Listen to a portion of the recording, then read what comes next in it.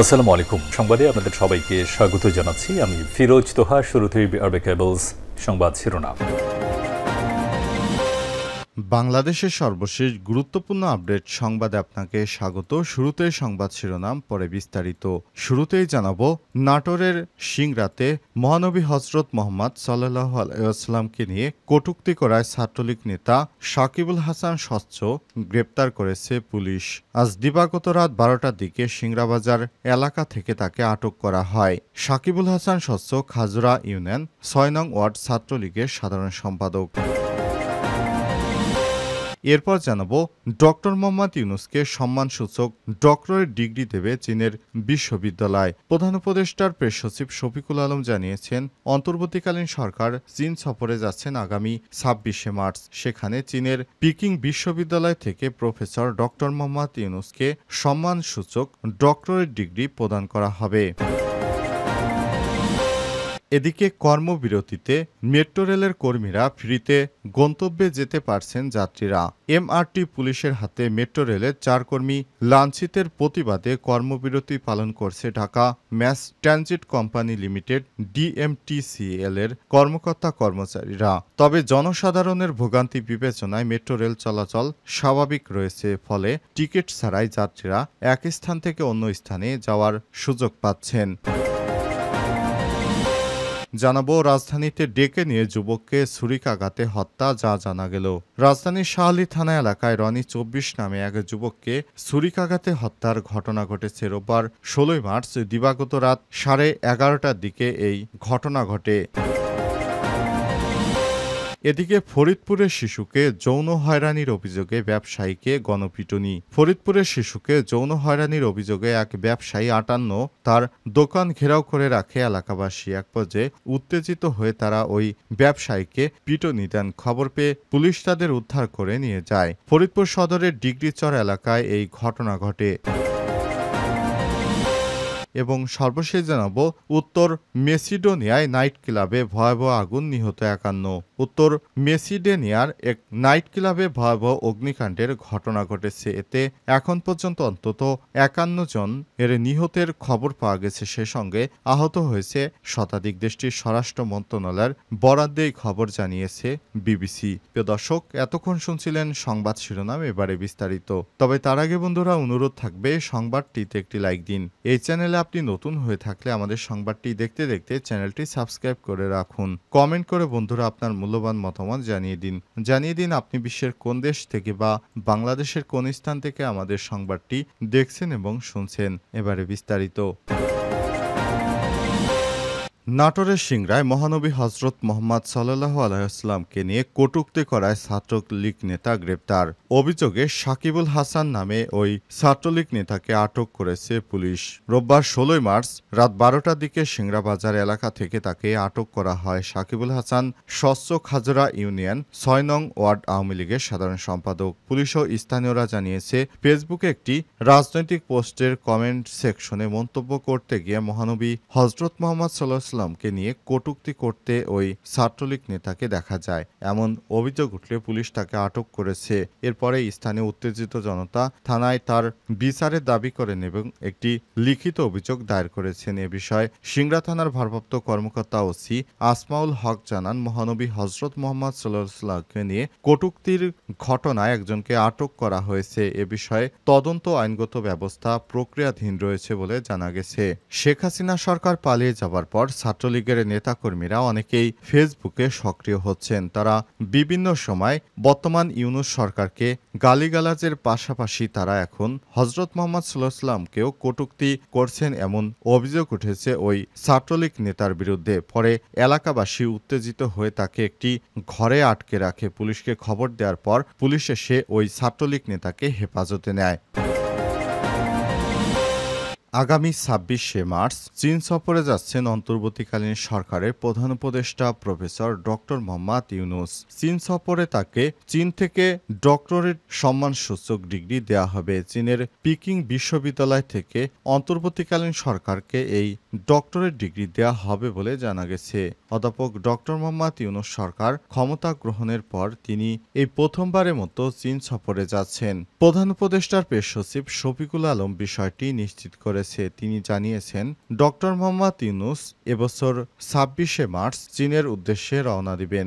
বাংলাদেশ ও চীনের মধ্যে পরস্পর যে বাণিজ্য রয়েছে সেটি কিভাবে উন্নতি করা যায়, দুই দেশের জনগণের স্বার্থ রক্ষাতে চীনের প্রেসিডেন্ট শি জিনপিং এর সঙ্গে অন্তর্বর্তীকালীন সরকারের প্রধান উপদেষ্টা প্রফেসর ডক্টর মোহাম্মদ ইউনূস এ বিষয়ে আলাপ আলোচনা করবেন এবং চীন সফরে গিয়ে বাংলাদেশের বিভিন্ন রপ্তানি ও আমদানি করা পণ্যের কিভাবে শুল্ক আরও হ্রাস করানো যায় এ বিষয়ে চীনের প্রেসিডেন্টের সঙ্গে আলাপ আলোচনা করবেন।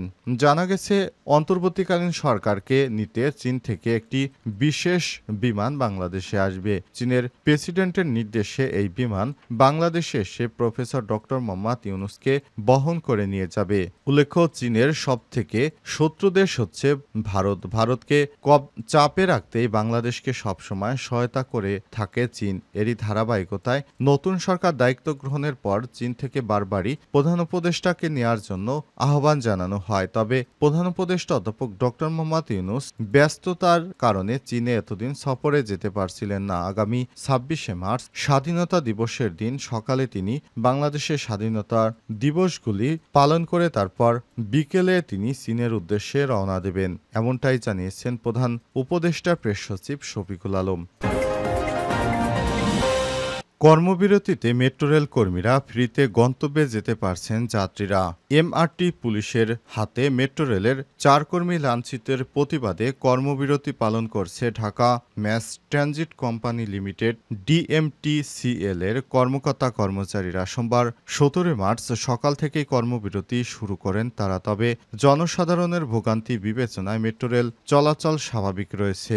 এদিকে কর্মবিরতির ফলে মেট্রো রেল স্টেশনে নতুন টিকিট বা এমআরটি পাস দেয়া হচ্ছে না। তবে যাদের টিকিট নেই তারা টিকিট ছাড়াই ফ্রিতে গন্তব্যে যাতায়াত করতে পারছেন। জানা গেছে, রোববার ১৬ মার্চ বিকেলে দুজন মহিলা কোনো প্রকার পরিচয়পত্র প্রদর্শন না করে সিভিল ড্রেসে বিনা টিকিটে ট্রেনে ভ্রমণ করে এসে ইএফও অফিসের পাশে থাকা সুইং গেট ব্যবহার করে পেইড জোন থেকে বের হতে চান। ইউনিফর্ম পরিহিত না থাকায় তাদের পরিচয় নিশ্চিত করা যায়নি। তাই দায়িত্বপ্রাপ্ত সিআরএম অনুযায়ী তাদের সেখান থেকে পিজি গেট ব্যতীত সুইং গেট দিয়ে বের হওয়ার কারণ জানতে চান। তখন সংশ্লিষ্ট পুলিশের কর্মকর্তারা এতে উত্তেজিত হয়ে তর্কে জড়ান এবং এক পর্যায়ে এমআরটি পুলিশের কন্ট্রোল রুমে চলে যান। পরবর্তী একইভাবে আরও দুইজন এপিবিএন সদস্য সুইং গেট ব্যবহার করে সুইং গেট না লাগিয়ে চলে যান। পরে কারণ জানতে চাইলে তারা আগের ঘটনার জের ধরে তর্কে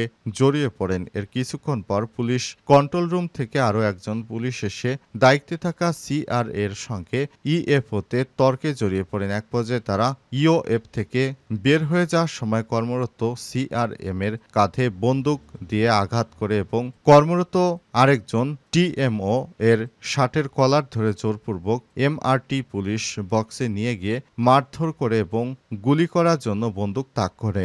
এই ঘটনার জেরে ৪ কর্মীর উপর হামলার প্রতিবাদে সোমবার সকাল থেকেই কর্মবিরতির ঘোষণা দেন ডিএমটিসিএল এর কর্মকর্তা ও কর্মচারীরা। সেই সঙ্গে দাবি আদায়ের প্রয়োজনে কঠোর কর্মসূচি পালনের হুঁশিয়ারি দিয়েছেন তারা।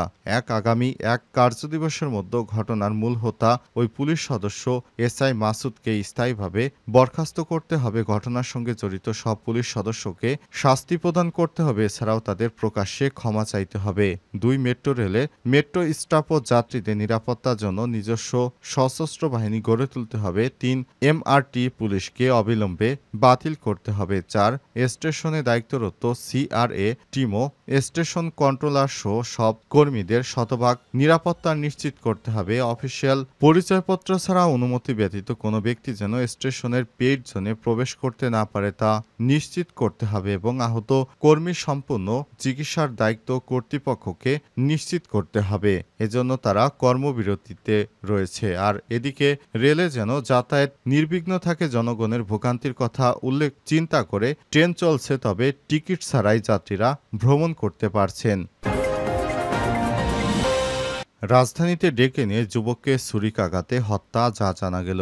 রাজধানীর শাহআলী থানা এলাকায় রনি ২৪ নামে এক যুবককে বাড়ি থেকে ডেকে নিয়ে ছুরিকাঘাতে হত্যা করা হয়েছে রোববার ১৬ মার্চ দিবাগত রাত ১১:৩০টার দিকে শাহআলী থানাধীন রাসেল পার্কের সামনে এই ঘটনা ঘটে। পুলিশ ও স্থানীয় সূত্র থেকে জানা গেছে, মাদকের আধিপত্য বিস্তারকে কেন্দ্র করে রাতে স্থানীয় কয়েকজন রনিকে ফোন কলের মাধ্যমে রাসেল পার্কের সামনে ডেকে নেয়। পরে মাদক কারবারে বাধা দেওয়াকে কেন্দ্র করে তাদের সঙ্গে রনির বাকবিতণ্ডা হয়। ওই সময় তারা রনিকে ছুরিকাঘাত করে। পরে গুরুতর আহত অবস্থায় তাকে ঢাকা মেডিকেল কলেজ হাসপাতালে নিয়ে গেলে সেখানকার কর্তব্যরত চিকিৎসক রনিকে মৃত ঘোষণা করেছে। এরপরই এলাকায় চাঞ্চল্যকর পরিস্থিতি বিরাজ করছে। পুলিশ ঘটনাস্থলে পরিদর্শন করেছে, সেখান থেকে এখনো কাউকে গ্রেপ্তার করা যায়নি। তবে গ্রেপ্তার করার জন্য পুলিশের অভিযান অব্যাহত রয়েছে বলে জানিয়েছে পুলিশ।